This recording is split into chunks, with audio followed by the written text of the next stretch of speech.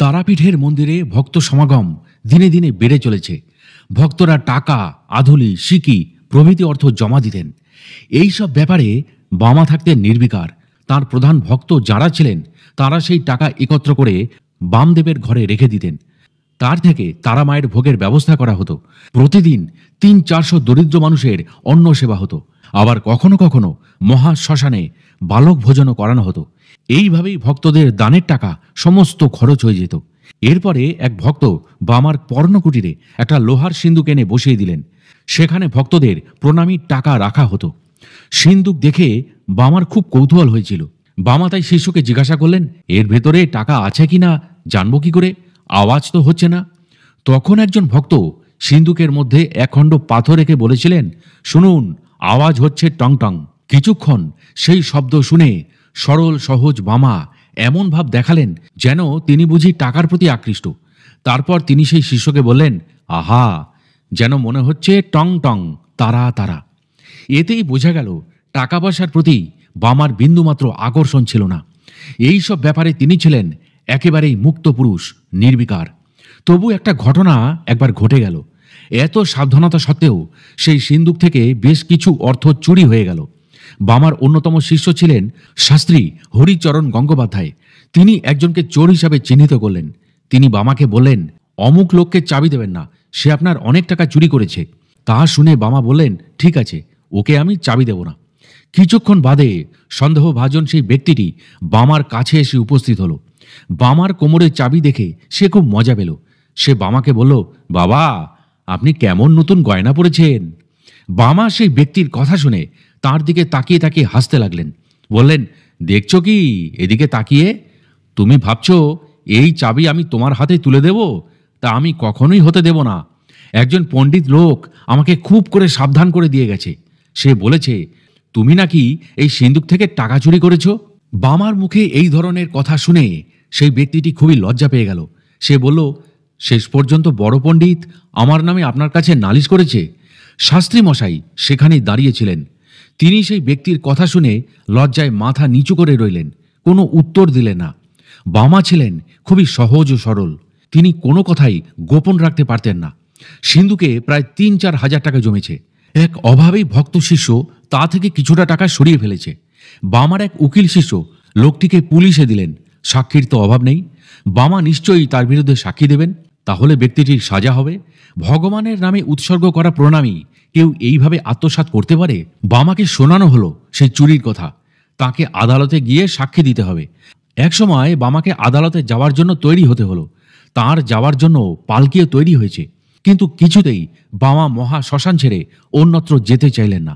শেষ পর্যন্ত ভক্তদের কথায় তিনি আদালতে যেতে রাজি হলেন। বামাচরণকে হাকিম যথেষ্ট সমাদর করেন, তাই তিনি নিজের বাড়িতেই আদালত বসালেন। আসামিকে হাত করা পরিয়ে সেখানে নিয়ে আসা হলো। সে মাথা নিচু করে চুপচাপ দাঁড়িয়ে আছে। তার চোখ দুটি ছলছল করছে। সেই চোখের দিকে তাকিয়ে বামার কেমন যেন হৃদয় পরিবর্তন হলো। বামা সেই চোরকে বললেন, ওরে, তুই অত গয়না পরে আবার কাঁদছিস কেন? বামাকে হাকিম বললেন, এই আসামি আপনার অনেক টাকা চুরি করেছে, আপনি ওর বিরুদ্ধে সাক্ষী দেবেন? হাকিমের এই কথা শুনে বামা চিৎকার করে বললেন, আপনি কি বলছেন? কে টাকা চুরি করেছে? কার টাকা? ওর অভাব হয়েছিল তাই ও নিয়েছে, তাতে আমি বলার কে? সেই হাকিম বুঝতে পারলেন বামা খেপা, সেই চোরকে কোনো শাস্তি দেবেন না, অথবা এমন সাক্ষী দেবেন যাতে আইনের ফাঁক দিয়ে চোরটা বেরিয়ে যেতে পারে। বামাকে আবার হাকিম বললেন, এই লোকটা আপনার টাকা চুরি করেছে, আপনার কি কোনো কিছুই মনে পড়ছে না? এই কথা শুনে বামা খুব রেগে গেলেন এবং বললেন, বেশ করেছে, ওকে এখনই ছেড়ে দাও, না হলে আমি কিন্তু সকলকে খ্যাঁক করে দেব। সাক্ষী বামার কথা শুনে হাকিম তো অবাক। তিনি আর কি করবেন, আসামিকে খালাস করে দিলেন। বামা চোর ভক্তকে নিজের পালকিতে তুলে নিয়ে তারাপীঠের মহাশ্মশানে ফিরে এলেন। এরপর থেকে সেই চোর লোকটি একেবারে অন্য মানুষ হয়ে গেল। বামার ধন্য বিচার। অর্থাৎ অতি বড় দুরাচারী ব্যক্তিও যদি একবার আমার শরণাগতি নেয়, তবে তাকে আমি সাধু সচ্চরিত্র বলে গণ্য করব, কারণ সে উত্তম পদ গ্রহণ করেছে। চোরটি চুরি করে অনুতাপের আগুনে দগ্ধ হয়েছিল, তাই সে অনন্য চিত্ত হয়ে বামাচরণের কাছে ক্ষমা প্রার্থনা করেছিল। সরল বামা তাকে অবশ্য আগেই ক্ষমা করে দিয়েছিলেন। বামার সংস্পর্শে এসে সে অসৎ মানুষ থেকে সৎ মানুষে উত্তীর্ণ হল। আরও একবার কোনো এক মহিলার জন্য আদালতে যাওয়ার প্রস্তাব বামা খেপার কাছে এসেছিল। আসামি ও ফরিয়াদি উভয় পক্ষের তরফেই বামাকে সাক্ষী দেওয়ার জন্য অনুরোধ করা হয়েছিল, কিন্তু বামা তাতে সম্মতি জানাননি। কারণ অন্তর্যামী বামা জানতেন উভয় পক্ষই অসৎ উপায় অবলম্বন করেছে, তাই কাউকেই তিনি সমর্থন জানাতে আদালতে যাননি।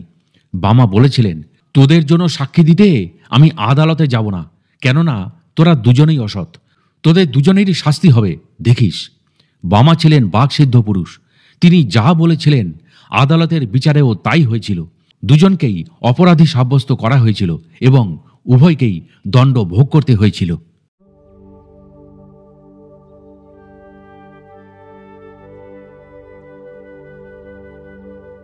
বামা খেপাকে যারা দেখতে আসতেন তারা প্রণাম করে নানা দ্রব্য অর্ঘ্য দিতেন। কেউ গরমের কাপড়, উত্তরীয়, মূল্যবান বস্ত্র, শাল, আলোয়ান, আরও কত রকমের জিনিস। বামার কুটিরের এক কোণে সেই সব জিনিস স্তূপাকার হয়ে থাকত। বামা সেই সব দ্রব্য একবারের জন্য স্পর্শ করেও দেখতেন না। একদিন সকালে বামাচরণের হঠাৎ কি খেয়াল হলো, আজ শুভদিনে যজ্ঞানুষ্ঠান করলে কেমন হয়। অমনি ঘরে সেই সব দামি দামি কাপড়, কম্বল, আলোয়ান তার কুটিরের বাইরে নিয়ে এসে সব জড়ো করলেন। তারপর মনে মনে অগ্নিদেবকে আহ্বান জানিয়ে দ্রব্যগুলিতে আগুন ধরিয়ে দিলেন। হু হু করে আগুনে সেই দ্রব্যগুলি জ্বলতে লাগলো। সকালবেলা শ্মশানে কাপড় পরার গন্ধে নগেন পাণ্ডা ছুটে এলেন। তিনি ভেবেছিলেন বামার কুটিরেই বুঝি আগুন লেগেছে। পরে দেখলেন শ্মশানের এক কোণে ভালো ভালো কাপড় ও অন্যান্য দ্রব্যে আগুন লাগিয়ে বামাচরণ দিব্যি বসে বসে হাততালি দিয়ে আনন্দ উপভোগ করছেন। বামাচরণ দেখছেন তারা মাই যেন আগুনের লেলিহান শিখায় উজ্জ্বল হয়ে জ্বলজ্বল করছেন। অগ্নিময়ী তারামাকে দর্শন করে তার চোখে মুখে ফুটে উঠল এক তৃপ্তির ভাব। নগেন পাণ্ডা এসে বামাচরণের ধ্যান ভাঙিয়ে বললেন, এ আপনি কি করছেন বাবা? বামা বললেন, কেন, আমি কাপড়ের হোম করছি। নগেন পাণ্ডা বললেন, এত সব দামি দামি কাপড়, গরম শাল, আলোয়ান আপনি এভাবে আগুন লাগিয়ে পুড়িয়ে ফেললেন? তা শুনে বামা বললেন, বিশ্বাস করো, আমি কিন্তু একটু নষ্ট করিনি। আমি তো শুধু তারামায়ের যজ্ঞ করছি, এসব নষ্ট হবে কেন? ওই দেখো লাগেন কাকা, আমার তারামায়ের কত বড় জীব, যেন রাক্ষসী মায়ের জীব শূন্যে কেমন লকলক করছে। অর্থাৎ অতি ভীষণা বিশাল মুখ, লেওল জিহ্বা ভীতিকর, কোটরাগত রক্তবর্ণ চক্ষু বিকট শব্দে দিকমণ্ডল পূর্ণ করেছেন। নগেন পাণ্ডা আর কথা না বাড়িয়ে সেখান থেকে বিদায় নিলেন। আর বামা তখন আপন মনে গান ধরলেন, কাজ কি মা সামান্য ধনে, ও কে কাঁদছে গো তোর ধন বিহনে। সামান্য ধন দিবে তারা, পড়ে রবে ঘরের কোণে। যদি দাও মা আমায় অভয় চরণ, রাখি হৃদি পদ্মাসনে। গুরু আমায় কৃপা করো মা, যে ধন দিলে কানে কানে। এমন গুরু আরাধিত মন্ত্র, তাও হারালেম সাধন বিনে। প্রসাদ বলে কৃপা যদি মা, হবে তোমার নিজ গুণে। আমি অন্তিমকালে জয় দুর্গা বলে স্থান পাই যেন ওই চরণে। যজ্ঞ শেষ হওয়ার পর যজ্ঞ স্নান করার জন্য বামা জীবিত কুণ্ডে ঘাটে গেলেন। সেখানে বীর দর্পে সিঁড়ি দিয়ে নেমে বেশ কিছুক্ষণ কুণ্ডে স্নান করলেন। অবশেষে বামার দ্রব্যযজ্ঞ সুসম্পন্ন হল।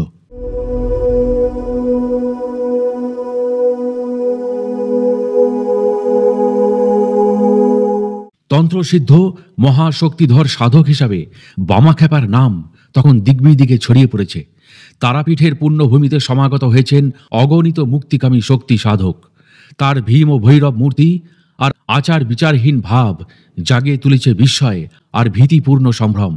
নিজের চারিদিকে কুহেলিকাময় রহস্যের আবরণ টেনে অন্তর্সত্তার গভীরে নিভৃত আনন্দে তিনি ছিলেন নিজে পরিপূর্ণ। বামা খেপার সান্নিধ্যে কে আসেননি?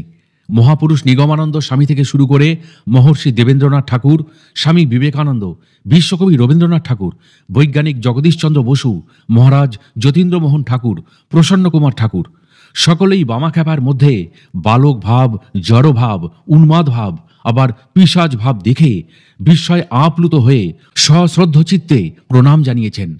তারা সকলেই স্বীকার করেছেন এমন মহাপুরুষ বিরল। মহর্ষি দেবেন্দ্রনাথ ঠাকুর সেই সময় বাংলার নবযুগের সঙ্গে অঙ্গাঙ্গিভাবে জড়িত ছিলেন। ছোটবেলা থেকেই তিনি ছিলেন ধর্মপরায়ণ। এই জন্য পিতৃবন্ধু রাজা রামমোহন রায় তাকে যথেষ্ট স্নেহ করতেন। 1279 বঙ্গাব্দে তিনি যখন বামা খেপার দর্শনে তারাপীঠে এসেছিলেন তখন তার বয়স 50 বছর। ইতিমধ্যেই তিনি বাংলার সাংস্কৃতিক জগতে এক উজ্জ্বল নক্ষত্রে পরিণত হয়েছেন। ঠাকুর শ্রী শ্রী রামকৃষ্ণ পরমহংসদেব তার ঘরে এসে তার সঙ্গে দেখা করে গিয়েছিলেন। ঠাকুর তাকে বলতেন কালের জনক। লর্ড সত্যপ্রসন্ন সিংহের আমন্ত্রণে দেবেন্দ্রনাথ ঠাকুর বোলপুর থেকে একদিন রায়পুরে যাচ্ছিলেন। পথের মাঝে কে যেন তাকে বলল, তারাপীঠে এক মহাতান্ত্রিক সাধু আছেন, তিনি হলেন বামাখ্যাপা। এই কথা শুনে বামাখ্যাপাকে দেখবার জন্য তিনি উদ্গ্রীব হয়ে উঠলেন। তখন বামাখ্যাপা মহাশ্মশানে ধ্যানমগ্ন অবস্থায় বসেছিলেন। তাকে এই অবস্থায় দেখে দেবেন্দ্রনাথ ঠাকুর মুগ্ধ হয়েছিলেন। তারপর ধ্যানমগ্ন অবস্থা কেটে গেলে বামাখ্যাপা বিস্মিত চোখে দেবেন্দ্রনাথকে দেখলেন। দুজন দুজনকে চিনতে পারলেন। তখন সেখানে নৈশব্দের বাতাবরণ বজায় ছিল। বামাচরণ তাকে জিজ্ঞাসা করলেন, আপনি এখানে এসেছেন কেন? মহর্ষি তার উত্তরে বললেন, আমি কোনো তান্ত্রিক কারণে এখানে আসেনি, শুধু আপনাকে একবার চোখের দেখা দেখতে এসেছি। মহর্ষি দেবেন্দ্রনাথ ঠাকুরের এই নির্লিপ্ততা দেখে বামাখ্যাপা খুবই খুশি হয়েছিলেন। বামাখ্যাপা মহর্ষি দেবেন্দ্রনাথ ঠাকুরকে বলেছিলেন, আপনি তো চলেছেন রায়পুরে, সেখানে সিংহবাড়িতে ডাঙা দেখতে পাবেন। তার মাঝে একটি ছাতিম গাছ দাঁড়িয়ে আছে। এই ছাতিম গাছের তলায় ধ্যানমগ্ন অবস্থায় কিছুক্ষণ সময় আপনি কাটাবেন, তাহলে আপনি অপার শান্তি পাবেন। পরবর্তীকালে আপনি সেখানে একটি আশ্রম প্রতিষ্ঠা করবেন। বামাখ্যাপার সেই কথা শুনে দেবেন্দ্রনাথ ঠাকুর খুবই অবাক হয়ে গিয়েছিলেন। মনে মনে তিনি বলেছিলেন, সাধক বামাখ্যাপা সত্যিই ত্রিকালজ্ঞ সত্যদর্শী। বোলপুরে যাওয়ার পথে সত্যি সত্যি ছাতিম গাছ দেখতে পেলেন মহর্ষি দেবেন্দ্রনাথ। ছাতিম গাছের তলায় তিনি অনেকক্ষণ ধ্যানমগ্ন অবস্থায় কাটালেন, দিব্য আনন্দ লাভ করলেন। ঠিক করলেন এখানেই তিনি তার স্বপ্নের বিদ্যাশ্রম স্থাপন করবেন। 1872 খ্রিস্টাব্দে এখানে একটি আশ্রম স্থাপিত হয়। এটি এখন বিশ্ববিখ্যাত শিক্ষাকেন্দ্র শান্তিনিকেতনে পরিণত হয়েছে। স্বামী বিবেকানন্দ সাধক বামাখ্যাপাকে একবার দর্শন করতে এসেছিলেন। চিকাগো ধর্ম সম্মেলনে যার দুরন্ত ভাষণ আজও আমাদের উজ্জীবিত করে। সেই বিবেকানন্দ ছিলেন তার্কিক মনের অধিকারী। তিনি প্রাচ্য এবং প্রতীচ্য সংস্কৃতির মেলবন্ধন ঘটাতে চেয়েছিলেন। তিনি বিশ্বাস করতেন যে ভারতের প্রাচীন সভ্যতা আজও বিশ্বের বুকে অনন্য এবং স্বতন্ত্র বৈশিষ্ট্য সম্পন্ন। তখন নরেন্দ্রনাথ দত্ত নামে স্বামী বিবেকানন্দকে ডাকা হতো। 1882 খ্রিস্টাব্দে তিনি তারাপীঠে এসেছিলেন।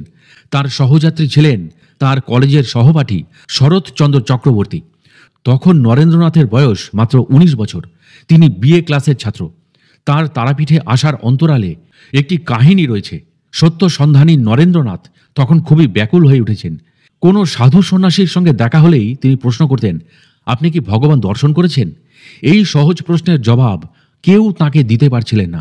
সকলেই এই প্রশ্ন শুনে তাকে এড়িয়ে চলতেন। কেউ বা আবার তাকে বলতেন, আমার মনে হচ্ছে তুমি একদিন নিশ্চয়ই সাক্ষাৎ ভগবানের দর্শন করবে। তিনি যে শুধু হিন্দু পণ্ডিতদের কাছে প্রশ্ন করতেন তা নয়, অবশ্য ধর্ম পণ্ডিতদের কাছেও তিনি একই প্রশ্ন করতেন। ইতিমধ্যেই তিনি মহাসাধক বামাখ্যাপার নাম শুনেছিলেন। নরেন্দ্রনাথ আরও শুনেছিলেন যে সাধক বামাখ্যাপা 4টি অবস্থাকে আত্মস্থ করেছেন। এই 4টি অবস্থা হল বালক ভাব, জড়ভাব, উন্মাদ ভাব এবং পিশাচ ভাব। কোন সে মহাপুরুষ যিনি 4টি সত্তাকে অন্তরাত্মার সাথে একীভূত করতে পারেন, তাকে দেখার জন্য নরেন্দ্রনাথ অস্থির হয়ে উঠলেন। এর আগে দক্ষিণেশ্বরে গিয়ে তিনি ঠাকুর শ্রী শ্রী রামকৃষ্ণ পরমহংসদেবকে দর্শন করেছেন। রামকৃষ্ণ পরমহংসদেবের মধ্যে তিনি 3টি অবস্থা দেখেছিলেন, কিন্তু পিশাচ ভাব তার মধ্যে দেখতে পাননি। সেই সময় ঠাকুরের মধ্যে পিশাচ ভাব ছিল না, শুধু সাধনাকালীন অবস্থাতেই তিনি পিশাচ ভাবে প্রকাশিত হতেন। সিদ্ধি লাভের পর প্রায় 18 বছর কেটে গেছে। বামাখ্যাপার বয়স তখন 45 বছর। একদিন শুভ দিনে 2 মহাত্মার মিলন ঘটল। বামাখ্যাপা বসেছিলেন শিমুলতলায়। তার সঙ্গে ছিল একজন অনুগত ভক্ত। রামপুর হাট থেকে প্রায় 4 ক্রোশ পথ অতিক্রম করে নরেন্দ্রনাথ এবং শরৎচন্দ্র চক্রবর্তী এলেন তারাপীঠে। সেখানে এসে বামাখ্যাপাকে তারা দর্শন করলেন। এইভাবে প্রায় 5 মিনিট কেটে গেল। কেউ কোনো কথা বলতে পারলেন না। শরৎচন্দ্র চক্রবর্তী এক স্বর্গীয় দৃশ্য দেখলেন। মহাসাধক বামাখ্যাপা ও নরেন্দ্রনাথের চোখ ছলছল করতে লাগলো। একটু পরেই নরেন্দ্রনাথ গভীর শ্রদ্ধা সহকারে সাধক বামাখ্যাপাকে প্রণাম করলেন এবং বললেন, বাবা, আপনি আমাকে আশীর্বাদ করুন। বামাখ্যাপা প্রাণ ভরে নরেন্দ্রনাথকে আশীর্বাদ করলেন। সেই সঙ্গে শরৎচন্দ্র চক্রবর্তীকেও তিনি আশীর্বাদ করলেন। এরপর তারা দুজনে তারা মায়ের মন্দিরের দিকে এগিয়ে গেলেন। সেখানে একটি মাটির ঘরে বিশ্রাম নিলেন। বিশ্রাম পর্ব শেষ হওয়ার পর শরৎচন্দ্র চক্রবর্তী নরেন্দ্রনাথকে প্রশ্ন করলেন, আচ্ছা নরেন, তুমি সাধক বামাখ্যাপার মধ্যে কি দেখলে? তোমার চোখ দুটি হঠাৎ জলে ভরে উঠেছিল কেন? তার উত্তরে নরেন্দ্রনাথ শরৎচন্দ্র চক্রবর্তীকে বলেছিলেন, আমাদের শাস্ত্রে যেসব মুক্ত পুরুষের লক্ষণ দেওয়া আছে, আমি সাধক বামাখ্যাপার মধ্যে সেই সবকটি লক্ষণই দেখতে পেয়েছি। এই জাতীয় মহাপুরুষ খুবই বিরল। আমি অনায়াসেই বলতে পারি তারাপীঠে আসা আমার সার্থক হয়েছে। কিছুক্ষণ পর শরৎচন্দ্র চক্রবর্তী শিমুলতলায় গিয়ে সাধক বামাখ্যাপাকে একটি প্রশ্ন করেছিলেন। তিনি বললেন, বাবা, আপনি এতক্ষণ অপলক চোখে নরেনের দিকে তাকিয়েছিলেন কেন? কেন আপনার চোখ দুটি সেই সময় জলে ভরে উঠেছিল? তার উত্তরে বামাচরণ শরৎচন্দ্র চক্রবর্তীকে বলেছিলেন, বাবা, ধর্মের এখন বড় গ্লানি। এখন সনাতন হিন্দু ধর্মের প্রতিও আমাদের বিশ্বাস ক্রমশ কমে আসছে। আমরা পরধর্মে আকর্ষিত হচ্ছি। নরেনকে দেখে আমার মনে আশার সঞ্চার হয়েছে।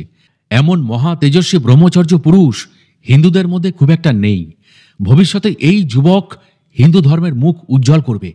তাই আমি তার মুখের দিকে অশ্রু সজল নয়নে তাকিয়েছিলাম। পরবর্তীকালে স্বামী বিবেকানন্দ হিন্দু ধর্মের ক্ষেত্রে একটি আন্দোলনের সূত্রপাত করেছিলেন। এর থেকেই বোঝা যায় সাধক বামাখ্যাপা সেদিন যুবক নরেনকে দেখে যে ভবিষ্যৎবাণী করেছিলেন তা কতটা সত্যি ছিল। সাধক বামাখ্যাপার সান্নিধ্যে এসেছিলেন শিবচন্দ্র বিদ্যাবর্ণ। দিনটা ছিল শিব চতুর্দশী রাত। মহাদেবের পুজোর অনুষ্ঠান চলছে। অনেকেই জেগে কাটাচ্ছিলেন। শাস্ত্রে আছে শিব চতুর্দশী রাতে জেগে থাকতে হয়। নদিয়া জেলার কুমারখালী গ্রামে অনেক বাড়িতেই শ্রদ্ধা ভক্তি সহকারে শিব পুজোর আয়োজন করা হয়েছে। চন্দ্রকুমার ভট্টাচার্য চতুর্থ প্রহরে পুজোয় নিমগ্ন ছিলেন। তাঁর দেবী চন্দ্রময়ী দেবী এক মনে শিবের ধ্যান করছিলেন। হঠাৎ অন্ধকারের মধ্যে একটা দীপ্ত আলোর শিখা জ্বলে উঠল।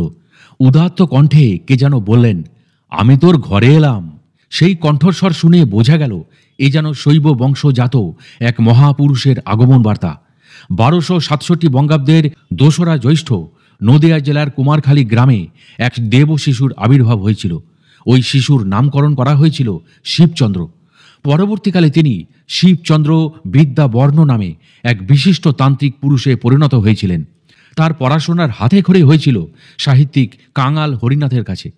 কুমারখালী গ্রামে পড়াশোনার সময় তার সহপাঠী ছিলেন বিশিষ্ট সাহিত্যিক জলধর সেন। কিছুদিন বাদে শিবচন্দ্র নবদ্বীপের চতুষ্পাঠীতে চলে আসেন। অল্প বয়সে বিভিন্ন শাস্ত্রে তার প্রগাঢ় পাণ্ডিত্য জন্মেছিল। তিনি কবিরত্ন উপাধিতে ভূষিত হয়েছিলেন। সেই বয়সেই তিনি সুন্দর ভাবগম্ভীর বিষয় রচনা করতে পারতেন। তারামায়ের উদ্দেশ্যে তিনি একটি অসাধারণ কবিতা লিখেছিলেন। সেটি হল, ভাইরে আর কি করো বিদ্যা সাধন, মহাবিদ্যা মাকে ভুলে, যাত্রা করো সেই পরীক্ষায় তারা নামের নিশান তুলে। কাশীতে তিনি দীর্ঘকাল সাধনা করেছিলেন। আচার্য রাম নাম স্বামীর কাছে তিনি বেদ শাস্ত্র অধ্যয়ন করেছিলেন। এছাড়াও উপনিষদেও তিনি বিশেষ জ্ঞান লাভ করেছিলেন। চিন্তামণি দেবীর সঙ্গে শিবচন্দ্রের বিয়ে হয়েছিল। তিনি একটি কন্যা সন্তানকে রেখে পরবর্তীকালে পরলোক গমন করেন। এরপর পিতার নির্দেশে মনমোহিনী দেবীকে বিয়ে করেন শিবচন্দ্র। তবে শিবচন্দ্র সাংসারিক জীবনের মধ্যে নিজেকে আর আটকে রাখতে পারেননি। সবসময় তিনি তাঁর ইষ্টদেবী সর্বমঙ্গলার ধ্যান করতেন। তিনি তন্ত্রমতে সাধনা করতেন। তারা রবে আকাশ বাতাস বিদীর্ণ করতেন। তিনি হিমালয়ের তীর্থগুলি পরিভ্রমণ করে একসময় গেলেন তিব্বতে। কৈলাস ও মানস সরোবরে তিনি কিছুদিন থাকলেন। হিমালয় থেকে কন্যাকুমারী পর্যন্ত বিশাল ভারত ভূখণ্ড তিনি পরিভ্রমণ করেছিলেন। পশ্চিম ভারতের গিরনারের গিরিগুহাতে তিনি তন্ত্র সাধনা করেছিলেন। এরপর তিনি পূর্ব ভারতের দিকে অগ্রসর হন। জ্বালামুখী বিন্ধ্যাচল পার হয়ে তিনি শক্তিপীঠ তারাপীঠে আসেন। 1298 বঙ্গাব্দে তিনি তারাপীঠে এসেছিলেন। জননী তারামাকে দর্শন করার সঙ্গে সঙ্গে তার পূর্বজন্মের স্মৃতি মনে পড়ে যায়। শিহরিত হয়ে উঠলেন। তিনি বামাখ্যাপার চরণে মাথা রাখলেন। সাধক বামাখ্যাপার কৃপাতে 31 বছরের শক্তিধর সাধক নানা ধরনের জটিল তান্ত্রিক পদ্ধতি সাফল্যের সঙ্গে সম্পূর্ণ করেছিলেন। মাত্র 33 বছর বয়সে তিনি তন্ত্রের সর্বোচ্চ চূড়োতে উপনীত হওয়ার সৌভাগ্য অর্জন করেছিলেন। এরপর তিনি কুমারখালীতে ফিরে এসে জগৎজননী সর্বমঙ্গলার পবিত্র বিগ্রহ স্থাপন করেন। তারপর কলকাতা, হাওড়া, শিবপুর, কাশী, এলাহাবাদ প্রভৃতি জায়গায় সংগঠনের শাখা প্রতিষ্ঠা করেন। তিনি ছিলেন একাধারে সুলেখক, সুবক্তা এবং দেশপ্রেমী। তাঁর লেখা বিখ্যাত গ্রন্থ হল পঞ্চমন্ত্র। তিনি মধ্যে মধ্যে লালন ফকিরের গানও গাইতেন। কোনো ধর্মের প্রতি তার বিশেষ পক্ষপাতিত্ব ছিল না। তাই শিবচন্দ্রকে সর্বধর্মের সমন্বয়ের প্রতীক বলা হয়। 1320 বঙ্গাব্দের 21শে জ্যৈষ্ঠ অমাবস্যাতে শিবচন্দ্র দেহত্যাগ করেন। তার মৃত্যুর প্রাক মুহূর্তে তিনি তারামায়ের গান গেয়েছিলেন, মা মা তারা তারা ব্রহ্মময়ী।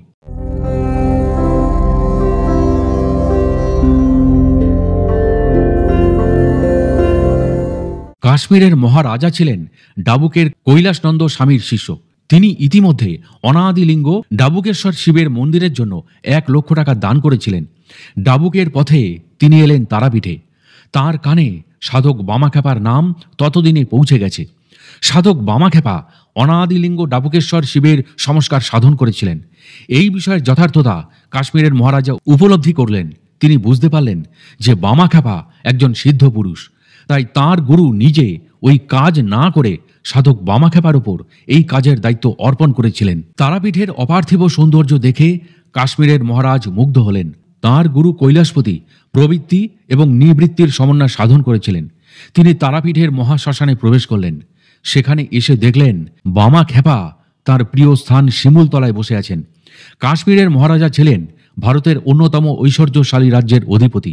অমরনাথ, সারদাপীঠ, বৈষ্ণোদেবী প্রভৃতি হিন্দু তীর্থ তাঁর রাজ্যে অবস্থিত। তিনি একটি বিশাল সোনার থালায় সোনার মোহর রেখে বামাখ্যাপার চরণে নিবেদন করলেন। সাধক বামাখ্যাপা সোনার থালার দিকে তাকালেন। তারপর তাঁর পাশে উপবিষ্ট প্রিয় কুকুরটিকে কি যেন ইঙ্গিত করলেন। কুকুরটি উঠে গেল, সোনার থালা এবং মোহরের দিকে এগিয়ে গেল। একবার শুঁকল ওই থালা এবং মোহরটি। বললেন, যে জিনিস কুকুরে ছোঁয় না সে জিনিস সাধুকে দিতে নেই। কাশ্মীরের মহারাজ বুঝতে পারলেন তিনি বৈষয়িক ধন সম্পত্তি দিয়ে সাধক বামাখ্যাপাকে কিনতে পারবেন না। তাই তিনি কিছু ফল, মিষ্টি আর কয়েক বোতল কারণ সুধা বামাখ্যাপার সামনে নিবেদন করলেন। তার প্রিয় শিষ্য কালুকেও ফল মিষ্টি দিতে ভুললেন না। সাধক বামাখ্যাপার নির্লোভ মনোভাব দেখে কাশ্মীরের মহারাজ মুগ্ধ হয়েছিলেন। তিনি বলেছিলেন, আমি জীবনে অনেক সাধু দেখেছি, কিন্তু এমন নির্লোভ মুক্ত সাধু পুরুষ আমি জীবনে কখনো দেখিনি। সাধু শব্দের আসল অর্থ কি তা আজ আমি এখানে প্রথম উপলব্ধি করলাম। বামাখ্যাপাকে দর্শন করে আমি ধন্য, আমার জীবন সার্থক হলো। কাশ্মীরের মহারাজ বামাখ্যাপাকে যে সোনার থালা এবং মোহর দিতে চেয়েছিলেন তিনি তা ভক্তদের মধ্যে বিতরণ করে দিলেন।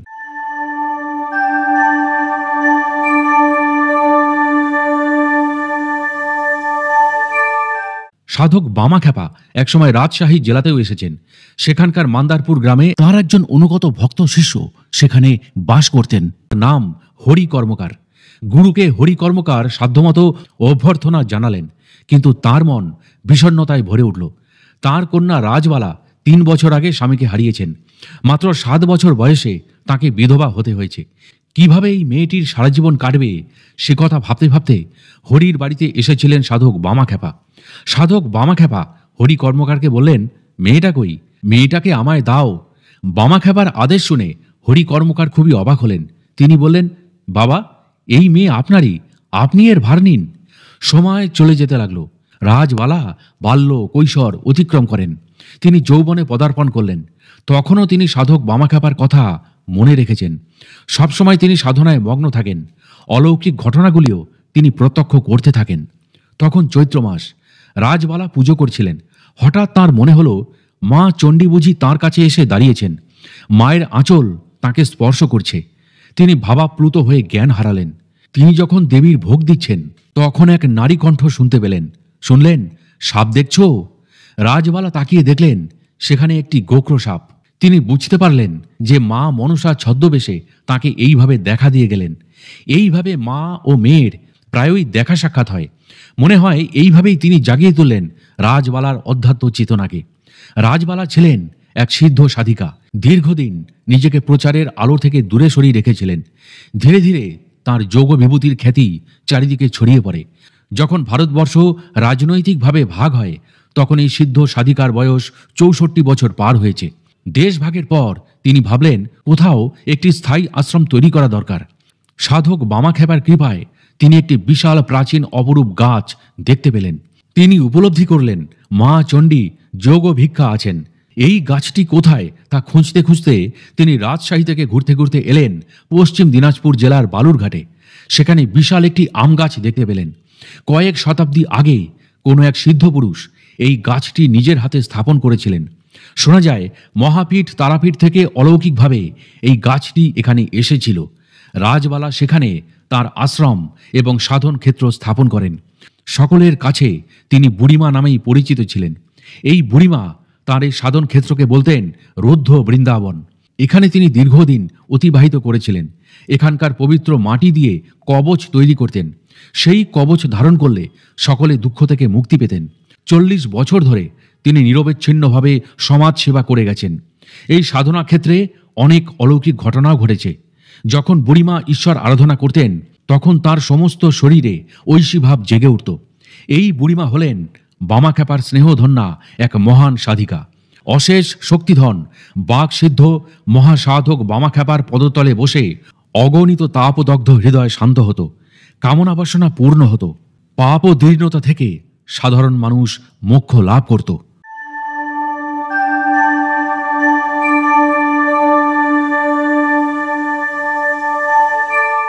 ভক্ত শিষ্যদের অনুরোধে সাধক বামাখ্যাপা এসছেন ভাগলপুরে। সিংহবাবুদের আটচালায় ভৈরবের আসনে তিনি স্থাপিত হয়েছেন। সকাল থেকে অসংখ্য ভক্ত সেখানে এসে বামাখ্যাপাকে দর্শন করছেন, শুনছেন বামাখ্যাপার মুখ নিঃসৃত অমৃত বাণী। এক যুবক সাধক বামাখ্যাপার সামনে উপস্থিত হলেন। তিনি ভক্তিভরে বাবাকে প্রণাম করলেন। সাধক বামাখ্যাপা তাকে জিজ্ঞাসা করলেন, আপনি কে? আপনার পরিচয় কি? যুবকটি বামার প্রশ্নের উত্তরে বললেন, আমি দুর্গাদাস সরকারের ছেলে যদু সরকার। বামাখ্যাপা তখন আবেগে আপ্লুত হয়ে বললেন, আপনি দুর্গা কাকার ছেলে? আপনি বেঁচে থাকুন। যারা তারাপীঠের জীবন্ত ভৈরবকে দর্শন করতে এসেছিলেন তারা তাঁর এই অমায়িক ব্যবহার দেখে খুবই অবাক হলেন। তারা বুঝতে পারলেন যে সাধক বামাখ্যাপা ধনী দরিদ্রের কোনো প্রভেদ করেন না। সাধক বামাখ্যাপা আবার দুর্গা কাকার ছেলেকে বললেন, আমার মায়ের যখন প্রসাদ বন্ধ হয়েছিল তখন দুর্গা কাকা আমার কাছে এসে বলেছিলেন, ভয় নেই, ওরা যদি আপনাকে মায়ের প্রসাদ না দেয় তাহলে আমি তার ব্যবস্থা করব। সেই ঋণ আমি কখনো শোধ করতে পারবো না। এক দুষ্ট কর্মচারী চক্রান্তে তারা মায়ের প্রসাদ থেকে বামা একসময় বঞ্চিত হয়েছিলেন। তখন দুর্গাদাস সরকার ছিলেন নাটোরের এস্টেটের কর্মচারী। তারা পুজোর ভার তার উপরে দেওয়া হয়েছিল। তিনি নিজের অংশ থেকে বামার প্রসাদের ব্যবস্থা করেছিলেন। সেই কৃতজ্ঞতা সাধক বামাখ্যাপা তখনও ভুলতে পারেননি। এরপর দুর্গাদাস সরকারের ছেলেকে প্রাণ ভরে বামাখ্যাপা আশীর্বাদ করলেন। ভাগলপুরের স্থানীয় বিদ্যালয়ের একজন বামাখ্যাপার কাছে জানতে চাইলেন, তারাপীঠের শিমুল গাছটি আপনি পুড়িয়েছিলেন কেন? এই প্রশ্নের উত্তর দিতে গিয়ে সাধক বামাখ্যাপা অনেকক্ষণ চুপ করে সেই যুবকটির দিকে তাকিয়েছিলেন। তারপর তিনি বললেন, দুটো ভোমরা গাছটাকে ফুটো করে দিয়েছিল। তারামা তাই আমায় বললেন, খ্যাপা শিমুল গাছটাতে আগুন লাগিয়ে দে। আর আমি মায়ের আদেশে শিমুল গাছে আগুন লাগিয়ে দিলাম। উপস্থিত দর্শকেরা বামার এই কথার অর্থ বুঝতে পারল না। তারা পরস্পরের মুখ চাওয়াচাই করল। সাধক বামাখ্যাপা শিমুল গাছটির সাথে মানবদেহের তুলনা করেছেন। আমাদের পিঠে মেরুদণ্ডের ভিতরে মূলাধার থেকে মাথা অবধি একটি সূক্ষ্ম নালী আছে। সেই নালীটি দুটি ভ্রমরের দ্বারা বিদ্ধ হয়েছে। সেই নালীটি এত সূক্ষ্ম যে তার মধ্যে বাতাস প্রবেশ করতে পারে না। যে দুটি ভ্রমর এই নালীটিকে বিদ্ধ করেছে সেই দুটি হলো মন এবং জ্ঞান। এইভাবেই সাধক বামাখ্যাপা শিমুল গাছের সঙ্গে মানুষের মনে তুলনা করলেন। সাধক বামাখ্যাপা ছিলেন ভক্তি মার্গের সাধক, তাই মাঝে মধ্যেই ভক্তদের তিনি বলতেন, শুধু আচার আচরণ করলে কিছুই হবে না, ভক্তি আর জ্ঞান হলো সার বস্তু। বামাখ্যাপা ছিলেন আত্মজ্ঞানী। তিনি প্রকৃতই জ্ঞানার্জন করেছিলেন। বিজ্ঞানবাদীদের কাছে তিনি ছিলেন বিজ্ঞানঘন এবং চৈতন্যবাদীদের কাছে তিনি ছিলেন চিত্তঘন। ভাগলপুরের স্থানীয় ভক্তদের অনুরোধে প্রায় 10-12 দিন তিনি সেখানে ছিলেন। রোজ সন্ধ্যায় তিনি ভক্তদের উদ্দেশ্যে সারগর্ভ ভাষণ দান করতেন। কথার ছলে ব্রহ্মবিজ্ঞানের বিভিন্ন দুরূহ বিষয় তিনি ভক্তদের বুঝিয়ে বলার চেষ্টা করতেন।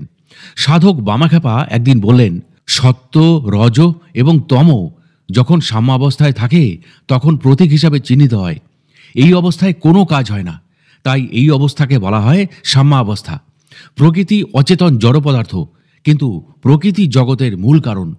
আর একদিন বামাখ্যাপা ভক্তদের বললেন, প্রকৃতি, মায়া, অবিদ্যা, অব্যবহিত সকলেই এক, নাম ভেদে আলাদা বলে মনে হয়।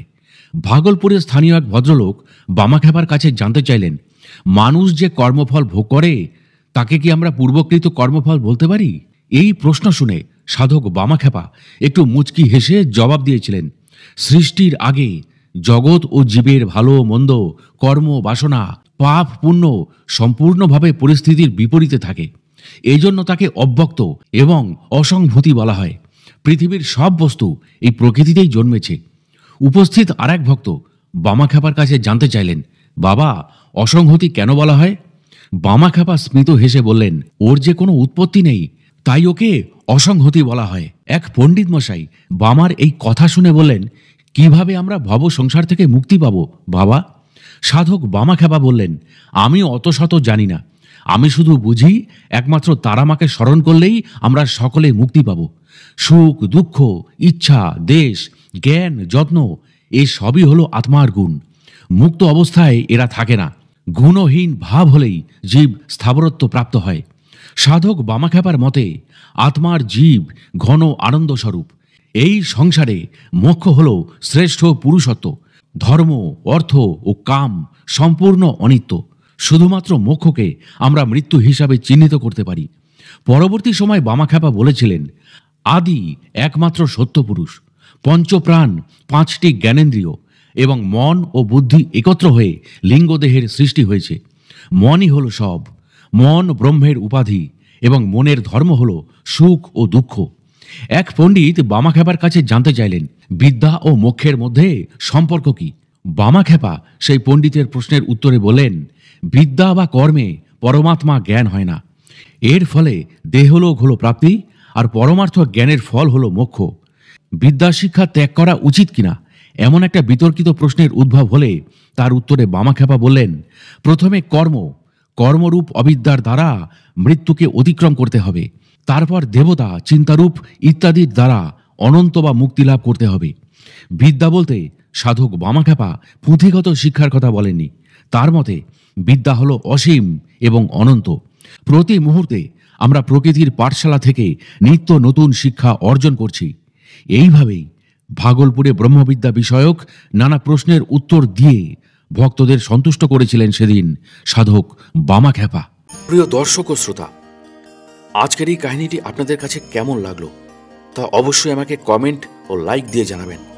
এবং এই ধরনের কাহিনী নিয়মিত যদি পেতে চান তবে অবশ্যই আমাদের সাধক অলৌকিক রহস্য ইউটিউব চ্যানেলটি একটুও মনে দ্বিধা না রেখে বা সময় নষ্ট না করে এখনই সাবস্ক্রাইব করে ফেলুন এবং পাশের বেল আইকনটিও অল করে দিতে ভুলবেন না।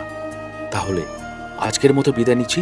খুব শিগগির ফিরে আসছি কোনো মহাত্মা যোগী পুরুষের অলৌকিক জীবন কথাকে নিয়ে।